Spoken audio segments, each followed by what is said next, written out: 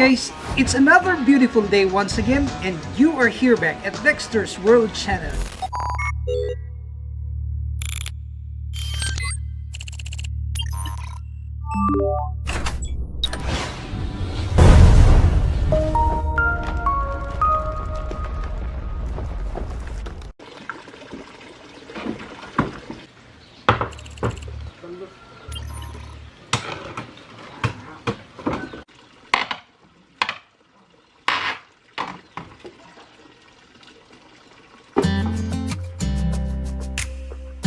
Today we are going to continue giving update about the construction of this pen, and as you can see, I am here inside in this tank, and this is intended to be used as filter bucket for these 3 tanks. In the previous videos, we had a great time swimming in this big pen in the middle.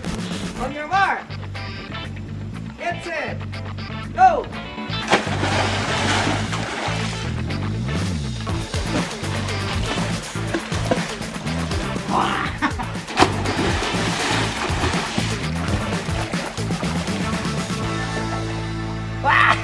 And I'm so glad that many of you have reacted, made a comment, and it inspires me a lot.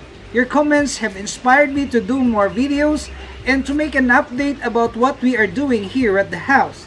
So you will see that I have here this PVC, and this PVC will connect this bucket, this big tank, to these 3 small tanks. And you will see that I have prepared this for our PVC pipe. Of course, I will buy a new PVC for this.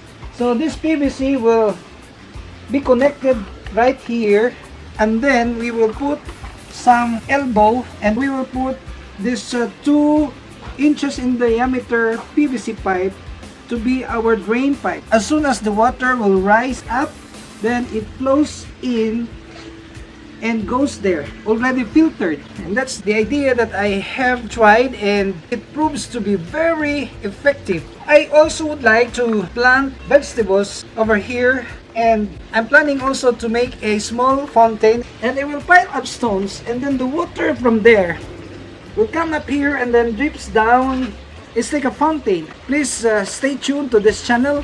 If you are new, we have so many videos already about pet keeping and how to breed goldfish. We also made a video on duck farming and even quail farming, and many other videos that's very educational. They said that they have gotten a lot of learnings, tips out of our videos, and thank you for that. And if you are new, please subscribe and hit the notification bell so that you will be notified of our regular upload. Well, today's topic will mainly concentrate on the breeding of the balloon mollies. And I would like to tour you to the tank of balloon mollies because it's really very inspiring. They already have too many babies now. And these balloon mollies are really in demand in our pet store. Well, the distinction of this fish from the common mollies is that this balloon mollies has an arched back and rounded large belly. It looks like a goldfish. And it comes with color varieties. Includes a combination of black, yellow, and white. This fish also have a large lyre-shaped caudal fin and an impressive dorsal fin. These balloon mollies have the ability to adapt to a variety of salt levels in the aquarium. With a gradual acclimation, this fish may be maintained in either a fresh aquarium or saltwater aquarium. In the freshwater aquarium, a teaspoon of aquarium salt per gallon is recommended for optimum health. The balloon mollies prefers a tank of at least 30 gallons with lots of strong plants such as java fern, this hydrelia, this anubias, this velisneria, and even this hornwort. They require a good filtration system because of their hearty appetites. They love to eat. The balloon molly is well situated for the community tank because of its peaceful nature and is compatible with other fishpool large fish that can withstand similar water conditions. They may pursue their young and the young of other fish.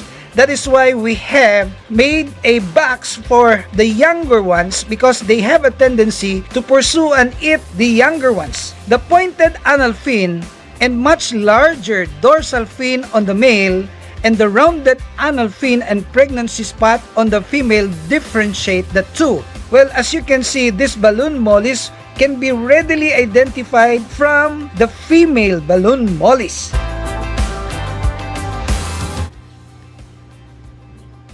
So guys, you will see that I have here plenty of babies, and these babies were just born 2 days ago because last week I made a harvest of the babies, and you will see that there are too many, and we're gonna harvest this one now. This balloon mollies one big pregnant mother can deliver as much as 40 to 50 babies. You imagine that. And these are now very visible. The babies are hiding in the plants because they wanted to hide because they're afraid of their parents.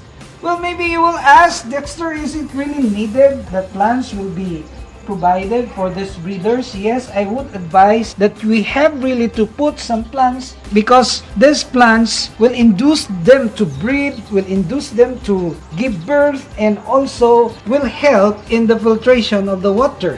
So you will see that I have gathered some already, and I am so glad that we only have started around 10 pairs of these breeders, and these pairs have really given us too many babies. You will note that this fish will become adult in the period of 3 to 4 months, depending upon the temperature of your water and depending upon the way how you feed them. We are feeding these balloon mollies with live food.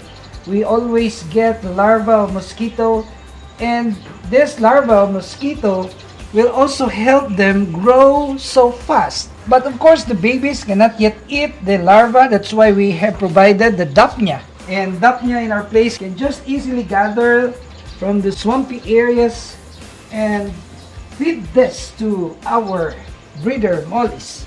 Well, this balloon mollies will be transferred in our DIY aquarium. You will see this one. Well, in the previous videos, I have made a DIY aquarium out of this styrobags, and this styrobags is really good for the babies because you can monitor their health. We will put them here inside, and they will stay here for a period of 2 to 3 weeks, and then when they get congested, we will again transfer them to another bigger tank. The breeding of balloon mollies can be maintained if we are careful enough that the breeding tank will not be mixed with the normal mollies, because if you will mix this normal mollies inside the breeding tank, it will really destroy the breeding and it will diminish the form of their body. Well, of course, they are still mollies, but they are no longer balloon mollies. So we are actually showing you now the balloons that we have first harvested. Well, the sizes of this varied. Some of this still very small. Some are already big that you can identify whether she is a male or a female. For this harvest alone, we can harvest more than 300 babies because as I can see, there are really too much of these babies. This is quite different from carrying betas because betas requires a lot of your attention. Betas requires a lot of your patience, especially when you are going to jar them in their individual place. There's a lot of work. But if you are not into breeding betas, I recommend that you will breed live bearers and the so-called balloon mollies.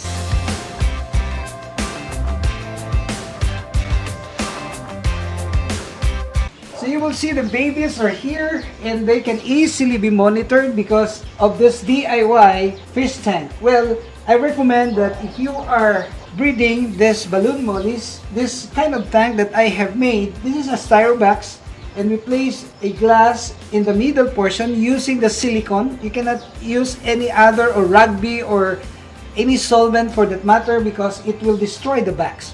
So what we can do is only use the silicone. And this is very important for us to monitor the health of this fish. So they will stay here, and then as soon as they will get big, they can already survive in a big tank, like the tank that we have constructed at the back. Then that's the time that we're gonna transfer them. So these are the tips that we can share with you, and I hope you will continue to like and share our videos.